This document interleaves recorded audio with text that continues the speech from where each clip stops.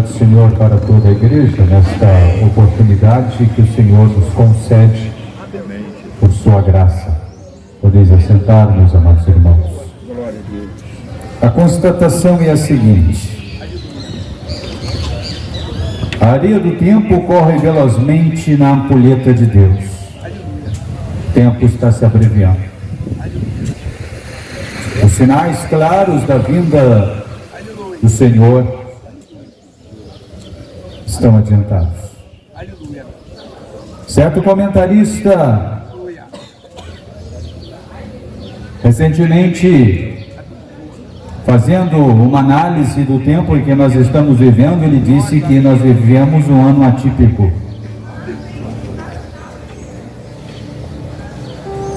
Em 2023, segundo a ótica desse especialista, foi um ano atípico. E verdadeiramente nós vivemos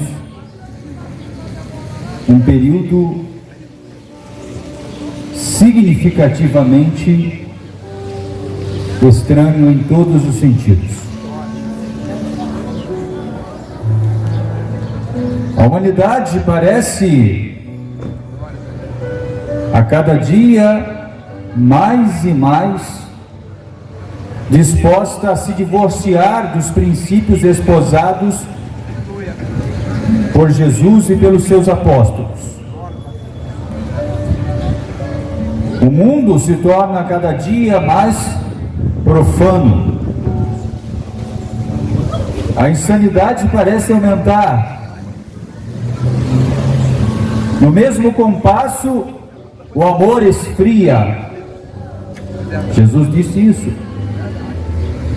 Mas existe outro dado preocupante: a cristandade caminha a passos bem largos para a apostasia. Nunca se viu tamanha bizarrice sendo pregada de púlpitos. A verdade tem sido tratada com vilipêndio por esta geração de pregadores mercantilistas. Cultos, shows, com propósito meramente financeiro. Cultos de portas fechadas, onde pecadores não têm acesso. Isso não é evangelho. O evangelho é apregoado livremente. Não se pode cobrar pelo que foi dado de graça. De graça recebestes, de graça dai. De graça recebestes, de graça dai.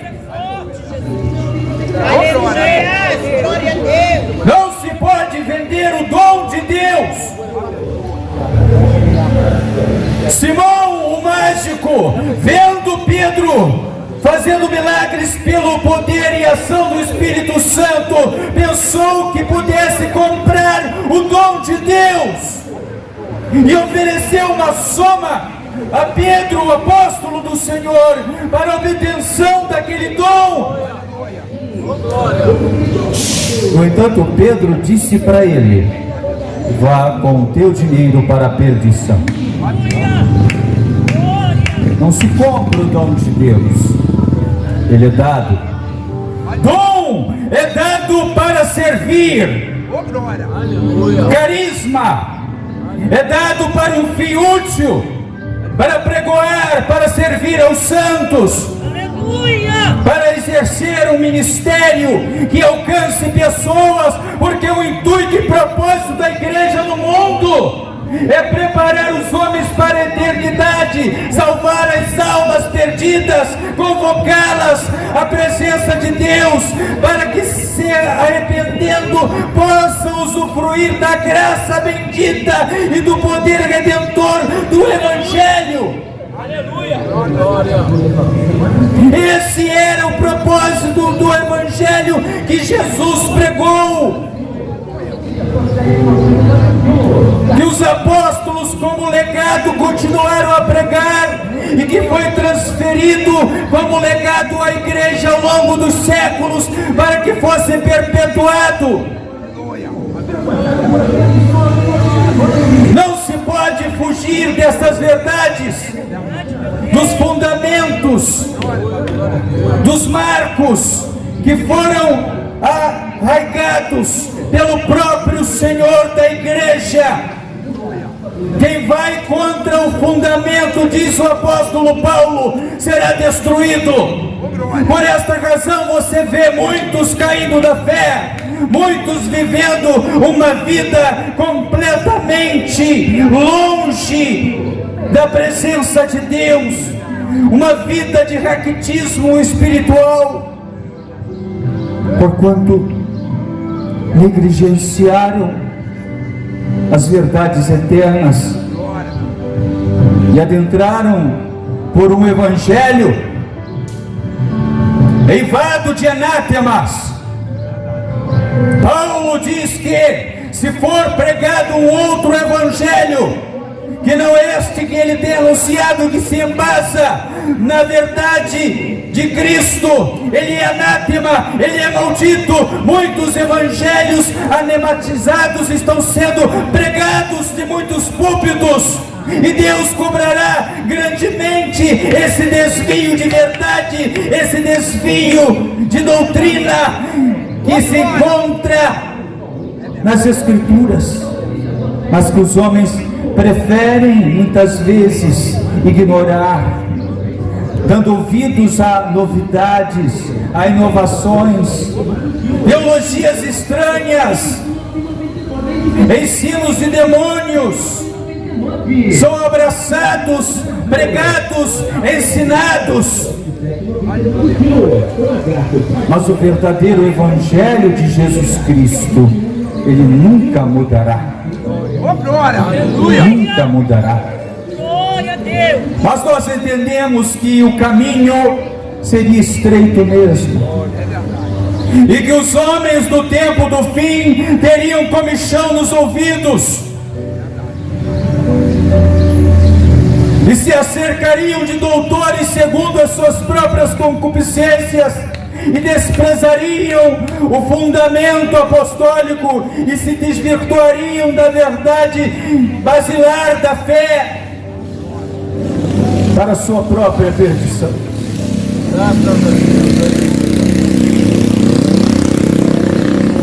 Paulo, escrevendo aos Tessalonicenses, falando sobre o tempo do fim, os dias que antecederiam a volta de Jesus e a manifestação do anticristo e a chegada da grande tribulação, Paulo diz que o espírito do erro seria enviado ao mundo, e aqueles que não acolheram o amor da verdade para serem salvos, abarcariam o espírito do erro, abraçariam a mentira e negariam o Senhor que os resgatou. Eis o quadro desse tempo que nós vivemos. Eis o cenário profético vaticinado pelos santos do passado, se cumprindo, se descortinando de forma flagrante em nosso tempo. Precisamos voltar para as verdades apostólicas, buscar uma vida que seja digna dele, porque se nós não andarmos realmente em santificação e perseguindo o alvo da soberana vocação, nós ficaremos nesta plataforma terrestre quando a trombeta ressoar nos céus, e ela vai ressoar muito em breve, e aqueles que não forem achados dignos dele ficarão aqui e enfrentarão os rigores da grande tribulação. Aleluia!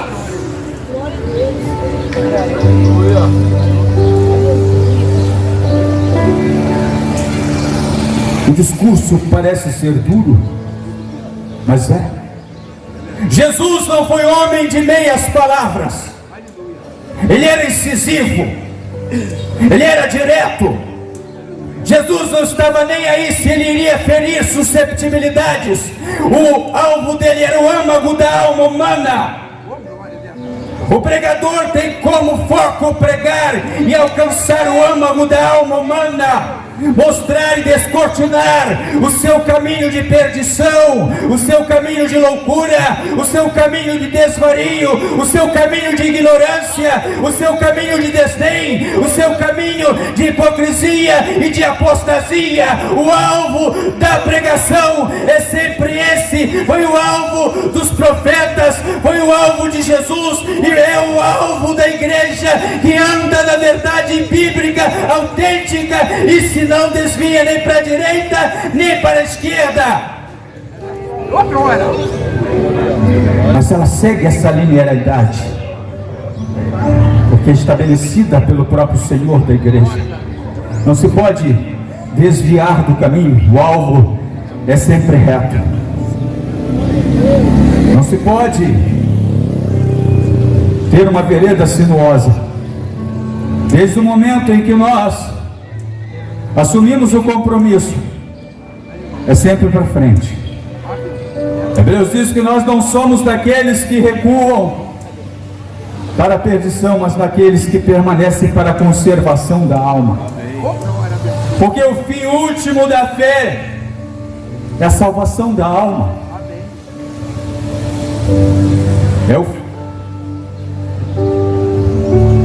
É a redenção, que é obra da cruz. Eu não me cesso de falar disso, eu não me canso de falar sobre a obra redentora da cruz, a obra completa, perfeita, em todos os aspectos. Jesus foi vitorioso, e a sua vitória abrangente nos alcançou. Nosso irmão falou aqui com palavras eloquentes sobre a vitória de Cristo, que não foi uma vitória pírrica, como ele mesmo falou aqui, mas é uma vitória portentosa e eterna, incomparável. Nós, um dia, usufruiremos na eternidade as resultantes da morte expiatória de Cristo no Gólgota.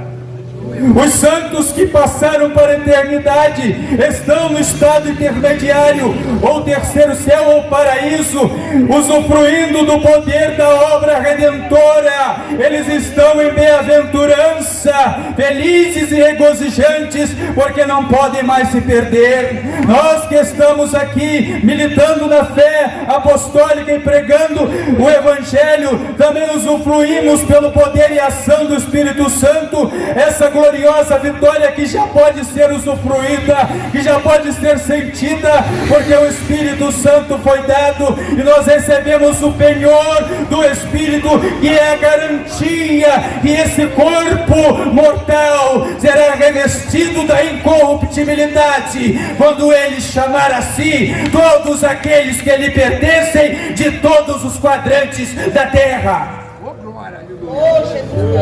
Porque ele sabe onde está cada partícula que pertence a um de seus santos.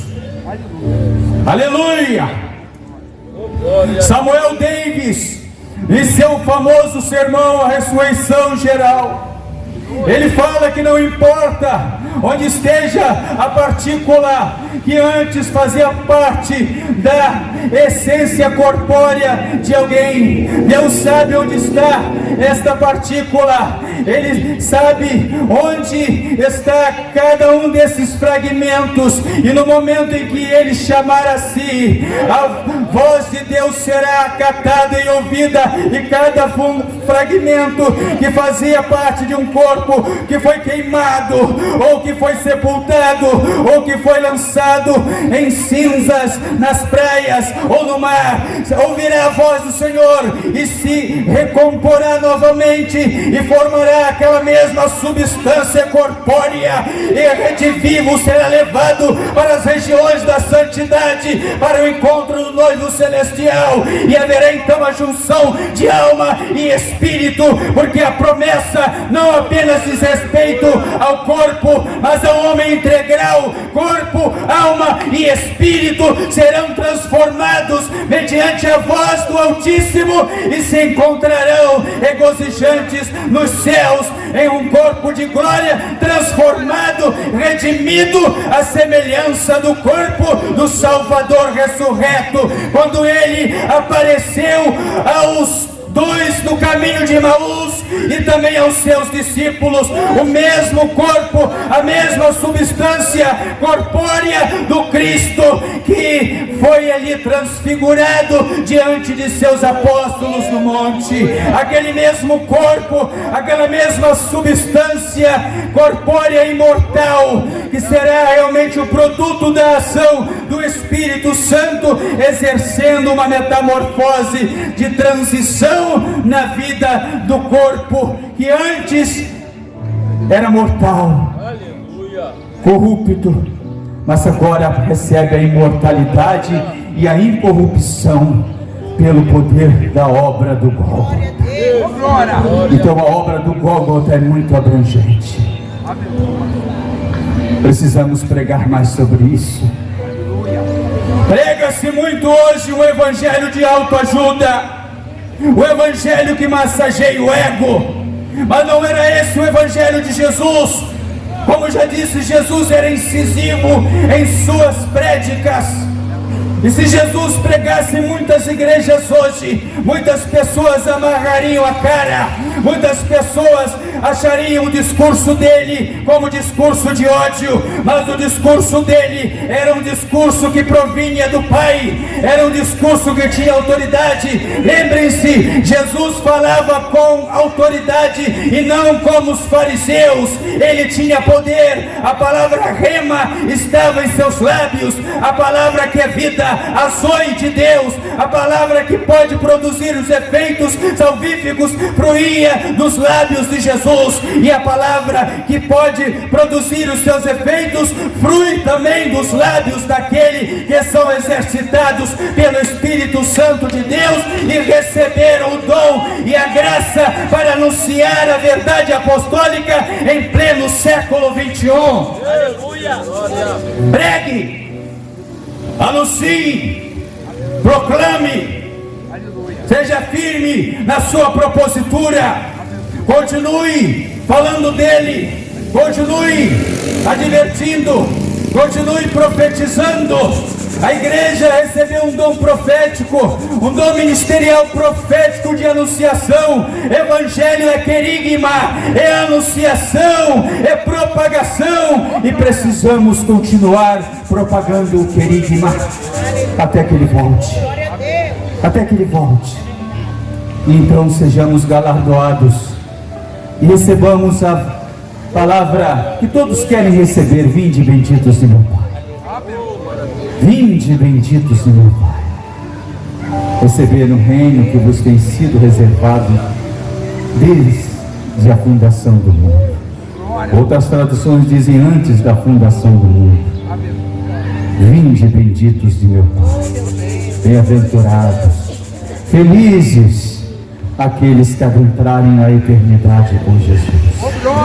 Felizes aqueles que estão já na eternidade com Jesus. Ai do mundo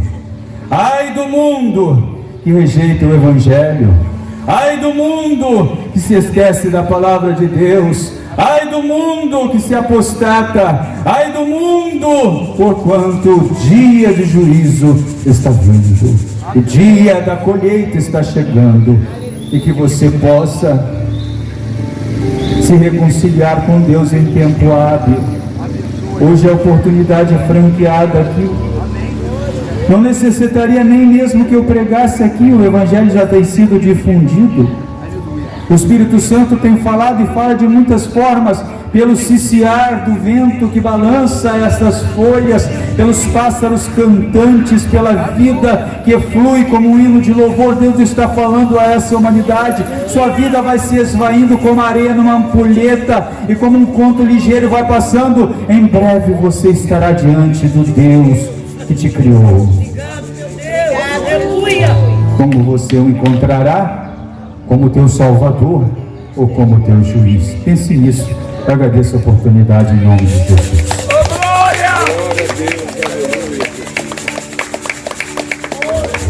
Aleluia! Glórias a Deus! Queridos, a vontade que nós temos é de ficar aqui na praça falando das maravilhas, mas as horas já não nos esperam. O irmão Abel, principalmente, chega aqui bem cedo, para estar preparando o som, organizando as coisas, né? Chega uma hora que o corpo físico vai se esvaindo. Então vamos nos colocar sobre os pés, vamos estar orando. Aleluia.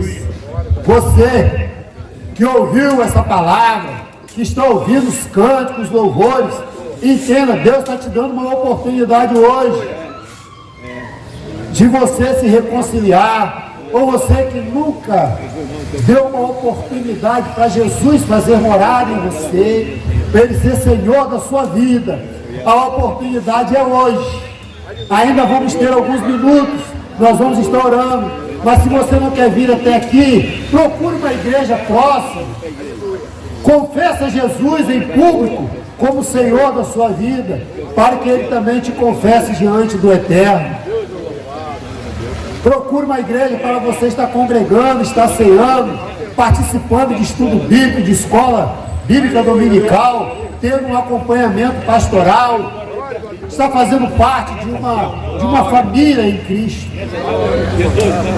Nós vamos estar orando. Olha aqui, irmão Abel, nós acabamos de concluir a oração para nós estarmos encerrando. Aleluia. Glórias a Deus. Oramos, igreja.